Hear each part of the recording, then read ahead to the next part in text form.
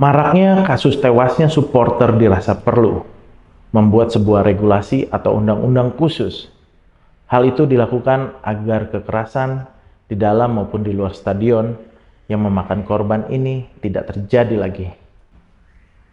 Sebelum kita melanjutkan pembahasan kita, saya berharap kita bisa mengheningkan cipta dan juga berdoa untuk para korban, kiranya keluarga yang ditinggalkan diberikan ketabahan dan kesabaran. Berdoa dipersilahkan.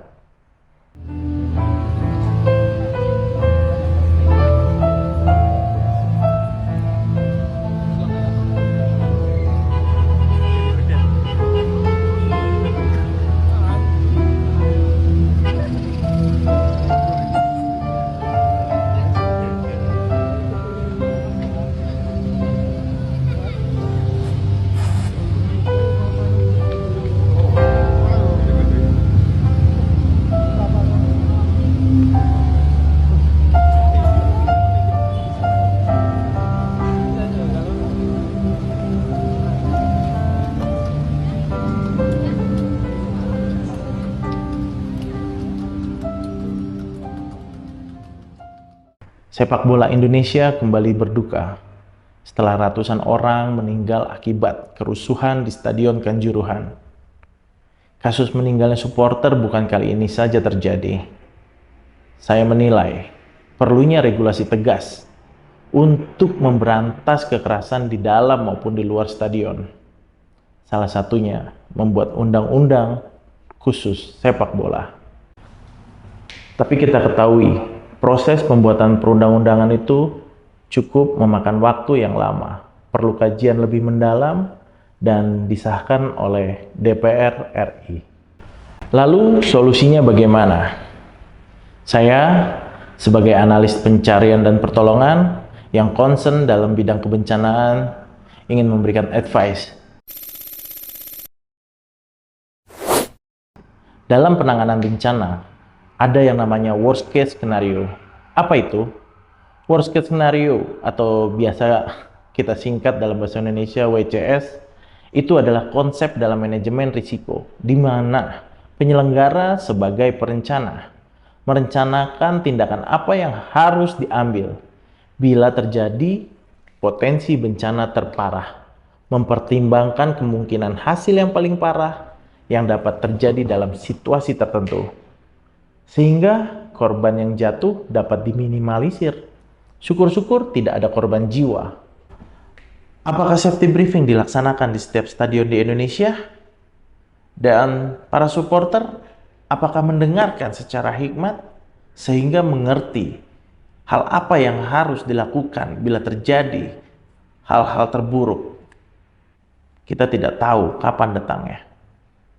Setidaknya bila kita mendengarkan dan kita memahami apa itu safety briefing, mungkin korban jiwa bisa diminimalisir. Pertanyaannya, apakah di setiap stadion sudah tahu tentang worst case scenario ini? Jangan-jangan malah belum ada penetapan prosedur yang harus diambil saat terjadi kondisi yang sangat mengancam. Dalam kasus di Stadion Kanjuruhan Malang, apakah mereka paham terkait dengan crowd control? Dalam FIFA ada aturan tersendiri bagi petugas saat di lapangan. FIFA tidak mengizinkan petugas untuk mengendalikan kerusuhan menggunakan tembakan gas air mata. Hal tersebut sesuai yang tertuang dalam FIFA Stadium Safety and Security Regulation. Hal tersebut secara jelas tertulis pada poin 19 yang mengatur tentang petugas keamanan. Dalam aturan, petugas disebut dengan istilah pitch side steward.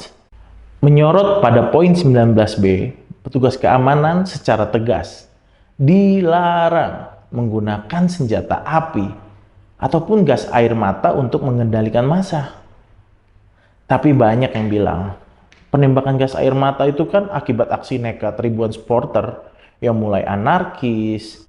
Bahkan disebut para supporter justru sempat melakukan perlawanan kepada petugas hingga pengerusakan kendaraan di lokasi. Di sini saya tidak ingin menghakimi siapa yang salah, siapa yang benar. Tapi lebih tepatnya, saya ingin memberikan advice yang tujuannya untuk memperbaiki. Point of view saya adalah worst case scenario. Apalagi di stadion dengan akses keluar masuk yang sangat-sangat terbatas, cara crowd controlnya bagaimana? Seperti apa? Dalam peraturan FIFA itu udah jelas dilarang memakai gas air mata. Ditambah lagi sebelumnya sudah ada info dari intelijen untuk tidak menyelenggarakan pertandingan di malam hari. Kalau kalian yang suka nonton bola di stadion secara langsung, kalian pasti tahu kayak gimana bayangannya. Apalagi ini lokasi yang banyak jatuh korban itu di posisi curve. Situasi panik di dalamnya, ada ibu-ibu dan anak-anak, ditambah lagi kondisi yang sesak, berebut untuk keluar dari tribun stadion. Lampu listrik dimatikan, lalu ada gas air mata. Merinding saya ngebayanginnya. Saya mendapatkan keterangan dari saksi yang ada di lapangan. Mereka berdesak-desakan, mereka berebut untuk keluar. Orang yang kekuatannya seperti wanita atau anak-anak jatuh, lalu diinjak oleh supporter lainnya. Tambah lagi ada gas air mata. Ini suatu yang sangat-sangat crowded. Di sini penting, worst case scenario. Mengerti, crowd control. Hal apa yang harus dilakukan saat terjadi seperti ini.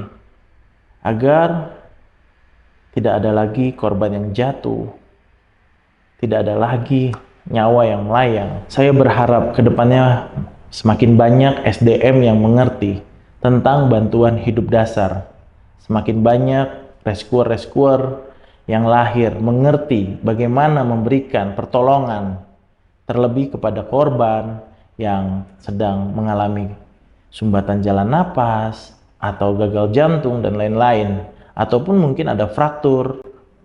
Nah, ini di sini kami ingin mengatakan, sumungguh kalian boleh meminta pelatihan tentang pertolongan kepada Basarnas.